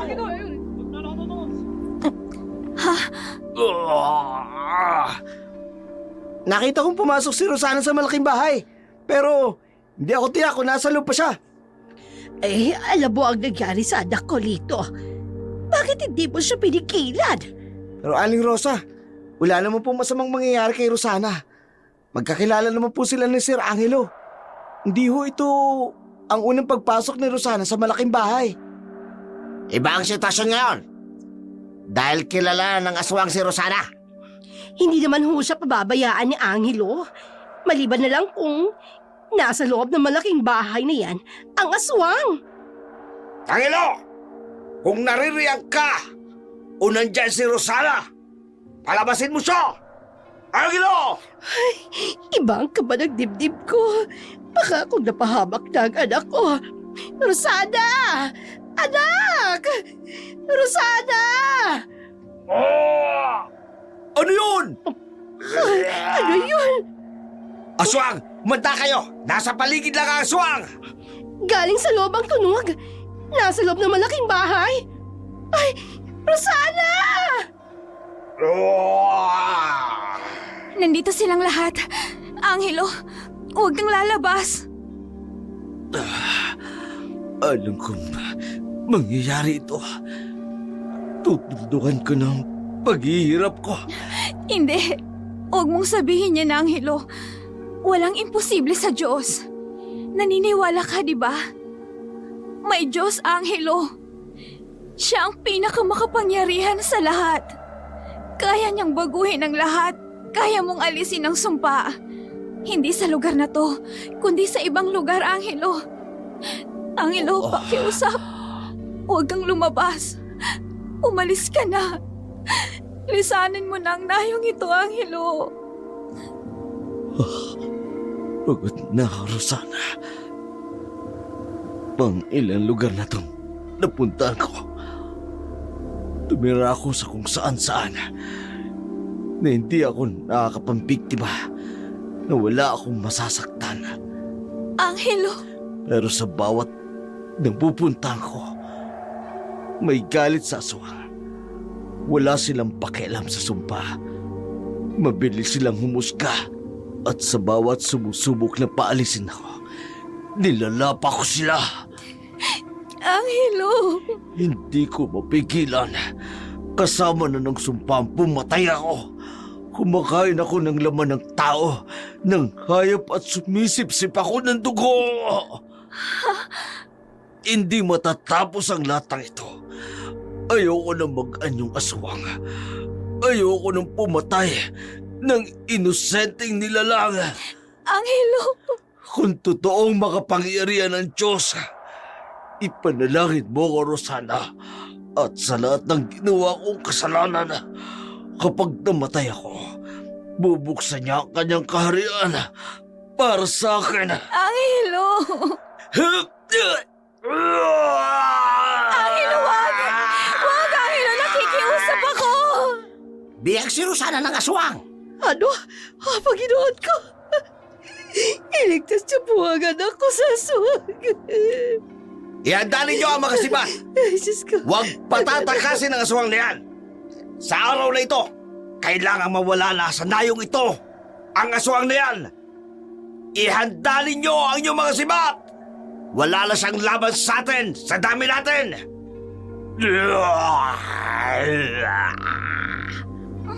Angelo! Nakikiusap ako! Wag! Wag niyo siyang sasaktan! Hindi siya lalaban! Hindi siya masamang aswang! Rosana, hindi mo alam ang sinasabi mo. Tumakbo ka papunta sa amin dito. Nakaharap na siya dito sa amin. Iligtas mo na ang iyong sarili. Angelo, hindi ka dapat mamatay. Huwag mong gawin ito, Angelo. Dinadala ko ang bata sa aking sinapupunan.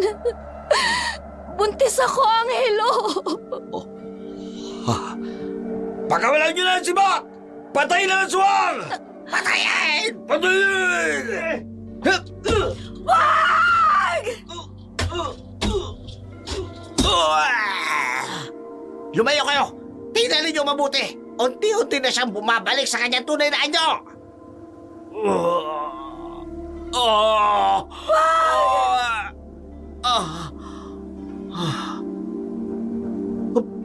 Si Sir Angelo! Si Angelo ang aswang? Totoo nga! Siyang aswang! Ano yun dito sa atin na yun? Totoo siyang aswang! Ay, Panginoon ko! Angelo! Muli mo nga sabihin sa akin, Rosana. Gusto ko marinig. Mahal kita, Angelo. Salamat. Nagsisisi ako sa aking kasalanan. Ipanalangin mo ko. Napatawarin ako ng Diyos. Pinapatawad ka na niya, Angelo. Walang kasing buti ang Diyos. Rosana. Mahal kita, Angelo.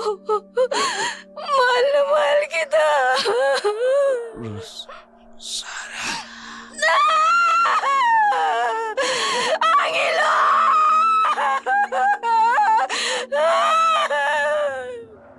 Gaano man katalinghaga ang buhay ng isang tao, may mga lihim na sadyang mahirap tanggapin. Mga lihim na maaari magdulot ng takot at puot o trahedya. At sa ilang pagkakataon, ang mga lihim na ito ang nagiging dahilan upang dumaan ang isang tao sa isang karumal-dumal na kapalaran. Hindi sapat ang salitang pag-ibig upang burahin ang lahat ng sakit at kasalanan, sapagkat sa mundong ito, hindi ang damdamin lamang ang nagtatakda ng wakas, kundi ang kapalaran mismo ang may hawak ng huling paghuhusga.